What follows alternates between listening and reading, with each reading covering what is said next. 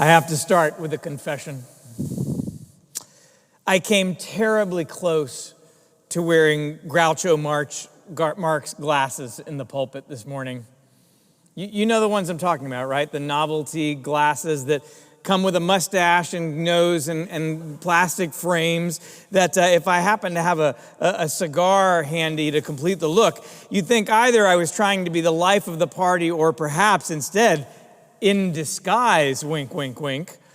Of course, you've seen people wear these, right? Do you forget who they are? No, it's pretty obvious who the person is. I guess that's partly the gag. Well, in the Gospels, especially after the resurrection, Jesus often seems to be disguised, but very thinly disguised. Almost, we can tell who he is, but almost as if he's wearing those silly glasses and then in a moment takes it off and we say, oh, it's Jesus. But it's always at a certain moment. It's always at a certain moment. In fact, time and time again, people don't seem to notice that Jesus is standing right there in front of them. They're going about whatever they were going about before, focused on whatever there was going on in their lives, whatever was making them angry, whatever was getting their attention, or perhaps just walking through the grief and sadness that happened to be their life at that moment, and it was for many of them. Mary doesn't recognize Jesus at the tomb. Who does she think he is? The gardener. The disciples, time and time again, they don't realize who it is that they're talking to. How hard could it be? Until, of course, Jesus says or does something that connects with their hearts. They're all over the place. They're focusing on everything but what's right there in front of them. And then in the moment that they meet Jesus, suddenly they are there. They are fully present and fully aware that Jesus is alive and with them. Cynthia Borjeau is a mystic and an Episcopal priest who tells us that there is something to this pattern, that time and again in the Gospels, we see people meet Jesus for the first time, and that we should pay attention to that. She says the whole arc to the Gospels, not just in this season after Jesus has returned, but also really throughout the whole Gospel are a series of what she calls recognition events, of people being surprised by Jesus. Now remember something. Unlike us, they don't know the story. None of these folks grew up with Sunday school or an Easter vigil or going on an Easter egg hunt. Can you imagine that? Wide gaps in their Christian formation, clearly. And yet, in the moment where they meet Jesus, something in them changes. Because when they see him, they really see him. And suddenly their hearts are warmed and their lives are changed. Think about it. Each of the stories, the fishermen mending their nets and meeting Jesus and following him because they see him and they recognize who he is.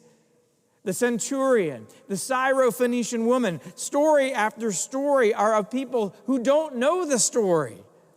And yet when they meet Jesus, something changes within them. Even Peter has these moments. He must like them so much, he keeps repeating them. He forgets them and has to recognize Jesus over and over again. In fact, in this story where Jesus says, "Do you love me? Feed my sheep, feed my lambs," a reminder that we forget and we have to return over and over again. To Cynthia Borjeau's mind, we're actually limited by the fact that we know the story already. She calls it 20/20 hindsight. She says knowing all the stories can actually keep us from being surprised by those chance encounters with Jesus. She writes, all this knowing about Jesus can actually get in the way.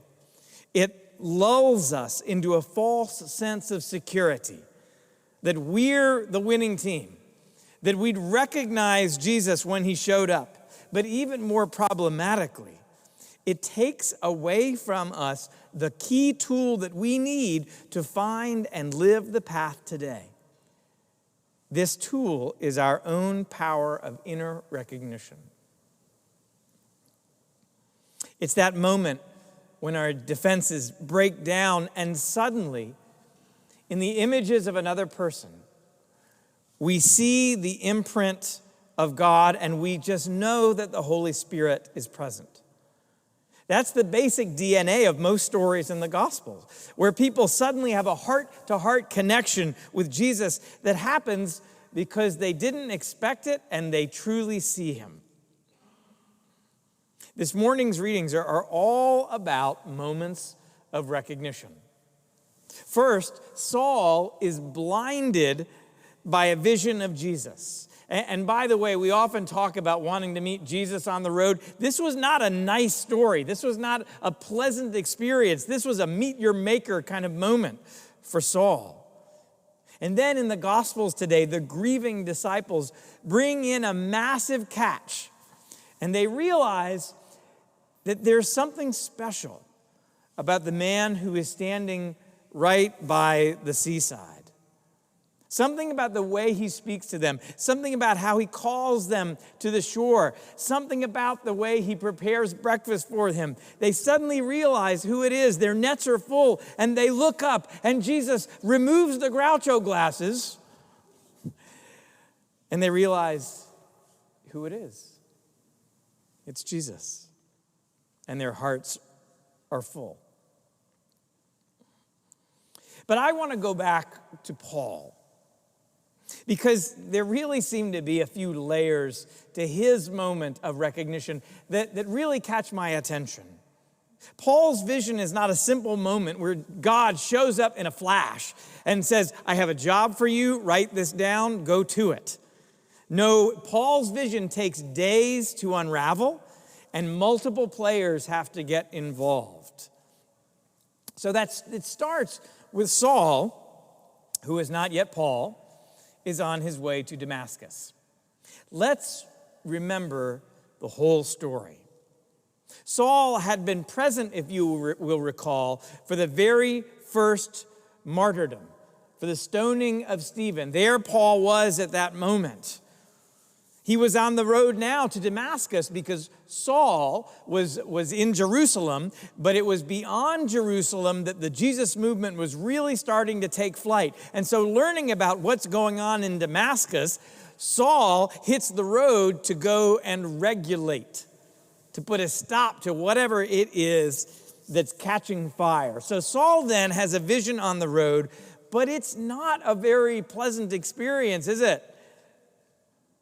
First, we have to realize that Saul meeting Jesus meant confronting all those people that he had persecuted. There is no nice way to say this. Saul had blood on his hands. Sometimes meeting God means recognizing the harm that we have done to others along the way. Yet there is great power to change in this recognition event. Raj Nadella speaks of the profound ways in which people can be transformed when they acknowledge the pain and damage of forcing others to see the world as they do. The recognition event that happens in the mirror isn't always pretty. How not pretty is it? Well, if it's a true recognition event, don't expect that you're going to go straight to inner peace. I know we all want that, but that's not likely to happen. Cynthia Borjeau writes, seeking leads to finding, yes, but the result is that the result of that finding is often to plunge you into confusion and disorientation as the new information rattles the cage of your old paradigm. It often leads to confusion and disorientation as your old paradigm gets rattled. In other words, you might gain new sight, but you also might find yourself completely blinded. Who wants to sign up for that? But that is the path so often. And that's what happens to Saul. He has to stumble back to Jerusalem. Imagine this. Saul has to stand up and be led back to Jerusalem and then sit and wait, completely blinded, for someone else to show up at his door and tell him what's next. Now, what I know about Saul before this moment and what I know about Paul after this moment is I don't think he liked not being in control. I could be taking a guess at that one, but I'll bet sitting there for 3 days, not being able to see and having to wait on somebody else to come and tell him, he must have been going bananas. I borrowed that word from the Aramaic. But the person who shows up is who? Ananias. Now, Ananias, he really gets a straw in this story, doesn't he? I mean, he gets a vision too, but get this. He is supposed to go to Saul, who he knows perfectly well is the murderer of his fellow disciples. He's supposed to go to this person, really, and lay hands on him.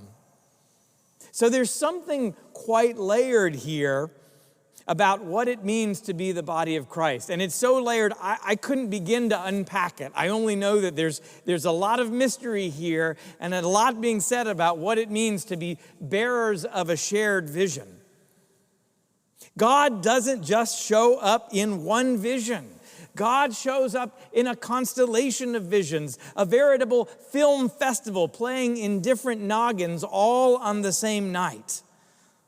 A fragmented prophecy that only comes to pass if all the players somehow find one another, avoid the temptation to kill one another, and then finally see and recognize Jesus in one another. It sounds kind of like a long shot, doesn't it? But think about it.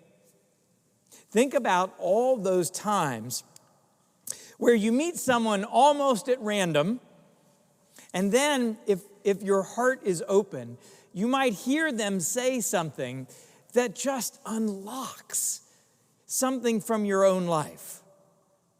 I'm talking about when that person who you're meeting, who you never expected to meet, says something that only makes sense because of something you experienced 5, 10, 20 years ago. And you say to yourself, oh my goodness, there is something. They see something I don't see, or rather, they probably don't see it at all, but God sees it. There is something about this person. God has put this person in my path, or maybe God has actually put me in front of this person's path, despite the fact that there may even be some mutual risk here. And yet something new is coming to pass because of it. We all each hold fragments of this grand vision that is God's. And it's only when we recognize one another, just as we recognize Jesus, that we fully follow it and live it out. So Ananias must have been a very faithful guy, because he goes, right? He says what he does what God asks him to do. I came across someone's email signature this week that I loved. It was, I hadn't heard it, so I looked it up. Courage is fear that has said its prayers. So Ananias must have been afraid, and he must have also said his prayers, because he goes. And he goes and he lays his hands on Paul, and yes, by doing that, it returns Paul's sight. The scales come off of his eyes, and he can see again. When have you descended into the kind of confusion and disorientation that Paul went through? Maybe you're there today. We all have those days, but think about a time in your life where that has been you. But maybe more importantly, who has been Ananias for you? A messenger, a bearer of God's dream, a carrier of another precious fragment of God's vision for the world.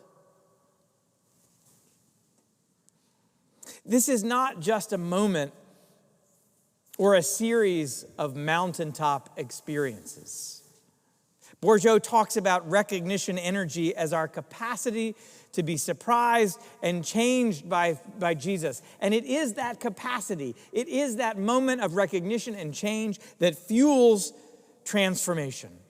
In the stories of Jesus, one person after another stumbles into a moment where they recognize the living God.